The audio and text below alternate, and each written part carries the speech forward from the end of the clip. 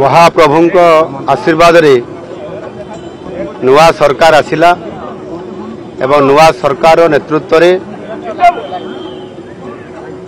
नुआ ओडिशा गठन करिवा पई समृद्ध ओडिशा गठन करिवा पई लोकंकर सरकार विगत 100 दिन हला आज 100 दिन पूरिला। ये 100 दिन रे महाप्रभुंकर ये श्रीक्षेत्र रे बड़दाण्डर आमर शरदा बाली रे आज मध्य एक 100 दिनिया पालनर पर्व थिला। और से शुभ अवसर आज आम महाप्रभु श्री जगन्नाथ को आज दर्शन कलु। प्रभु को आशीर्वाद रे प्रभु आमको 5 वर्ष पई ओडिशा शासनर दायित्व देइछंती एवं विगत 100 दिन रे प्रभु को आशीर्वाद रे अनेक कार्य संपादन हेइछि एवं लोकंकर आस्था भाजन हेइ पारिछु।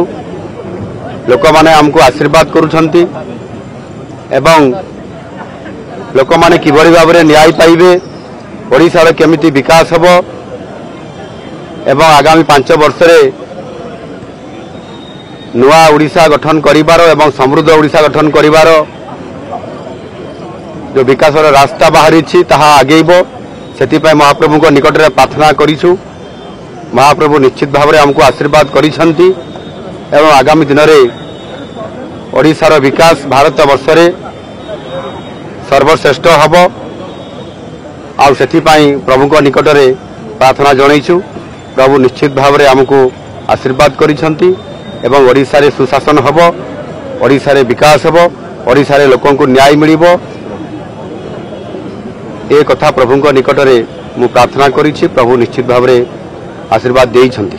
सर 100 दिन आपनकर इस्ताहार जहा थिला ता भितर निश्चित भाव में किछि आपन प्रतिश्रुति पालन करिसंती।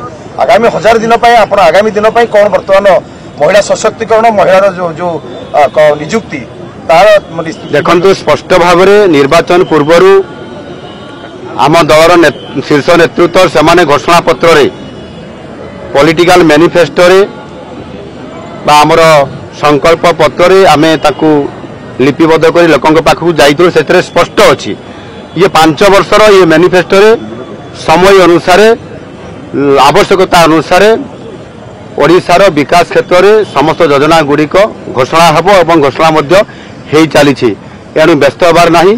प्रभु को आशीर्वाद रे ये समस्त काम यथा रीति अनुसार एवं विधानसभा रे एवं सरकार कैबिनेट रे सरकार नीति स्पष्ट भाव में समय अनुसार हेबो सेति पई निश्चित भाव में सरकार सजाग अछंती एवं लोकंकर काम करिया पई सब बळे सरकार रेडी।